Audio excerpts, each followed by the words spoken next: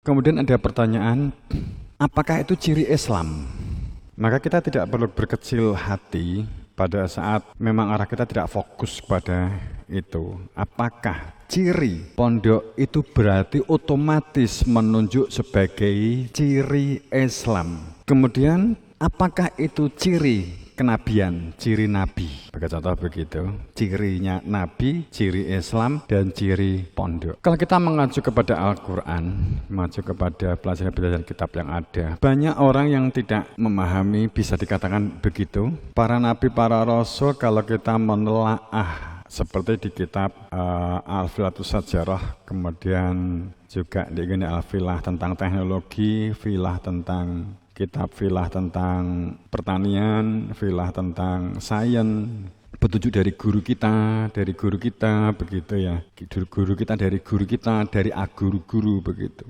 Seperti contoh, kalau seseorang itu menempatkan diri sebagai ulama, sebagai pewarisnya nabi. Kita ambil contoh, karena al-ulama wawarisul anbiya, nabi-nabi. Nabi Adam sebagai contoh, Nabi Adam itu Quran menyebutnya sebagai ahli pertanian dan ahli peternakan. Sehingga pada saat Habil Qabil diterima amal perbuatannya tidaknya itu ada pada penyembelihan kurban. Sejauh mana keikhlasan dan ketulusannya dari kedua putranya Habil dan Qabil dalam mempersembahkan penyembelihan hewan kemudian dijadikan korban. Itu sekaligus ini menandakan bahwa Nabi Adam itu sebagai ahli pertanian, ahli peternakan, bahkan ahli pengairan. Kemudian sebagai contoh, kemudian Nabi Idris itu dikenal sebagai ahli menjahit. Kalau kita melihat ada kemungkinan, kalau dari guru kita, saya kan belum mengambil ini, kalau dari guru kita memang Nabi Idris dari kata darosa itu adalah ahli berhitung dan ahli astronomi. Tahun Mesir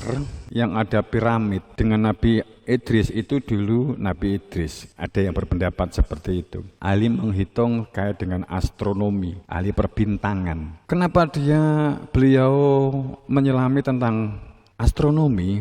Ini juga sekali lagi juga dikaitkan dengan masalah pertanian. Tidak mungkin para nabi itu kemudian dia mencari nafkah dengan cara golek sangu, cari nafkah dengan cara golek sangu, kemudian menarip, nek diundang ngaji tarifnya sekian, nek sholawat kene pengajiannya sekian. Kayaknya nabi-nabi itu kan nggak mungkin. Keberadaan Nabi Muhammad ada sholawat. Nabi Muhammad sendiri mungkin tidak mencari rezeki dari bersholawat di mana-mana. Kemudian kita sebagai umatnya ini memanfaatkan Nabi Muhammad dan sholawat yang diberikan kepada Nabi Muhammad kita lakukan untuk mencari nafkah. Kan itu mengenakan umat selanjutnya, kan gitu. Walaupun Nabi Muhammad kemudian beliau ngendikan sholawat ben untuk duit, nah, aku gak popo korbanan dhisik, kan gitu. Bisa jadi kan Nabi Muhammad begitu. Jadi para nabi, para rasul, dia itu berdakwah ke sana-sana itu memang kerangka beliau tidak karena mencari nafkah untuk menghidupi keluarga. Ini yang kita harus tahu. Aku cita-cita jadi dai. Kok penak golek duit teko ngaji. Delok romo rono ngaji entuk sangu kok penak kan gitu. Gak tau tak tampa nduk sangu tak balik nih nduk. Nek jamaah kan kifarat jariah gitu. Nek disangone ngaji gitu ya. Enak pendidikan biasanya saya kembalikan. Saya pernah keliling di Kalimantan itu beberapa titik itu saya kembalikan ke tempat yang ngundang romo. Saya kembalikan. Di sini ada TPA, udah ini. Malah saya kalau boleh dibilang saya nambah kok. Saya disangoni 15 yoto tak delok apa jenenge bangunannya merodok real kita tambahi kan gitu. Enggak nyaman rasane iki nampa terus malah tuman. Wah ngaji penak. Terus saya bayangkan Nabi Muhammad biyen keliling po gak ya aku. Isin rasane. Ini beberapa ada standar dalam keterampilan yang dimiliki para nabi, para rasul. Itu ada standar minimalnya, katakanlah demikian. Sepertinya begitu ya, ada standar minimal apa yang skill yang dimiliki oleh nabi dan rasul dan yang diajarkan supaya umatnya itu memiliki standar keterampilan apa yang dimiliki. Di samping yang akhlak, adab, karakter, attitude, di samping ini, kemandirian itu kayak begitu ya. Standar apa?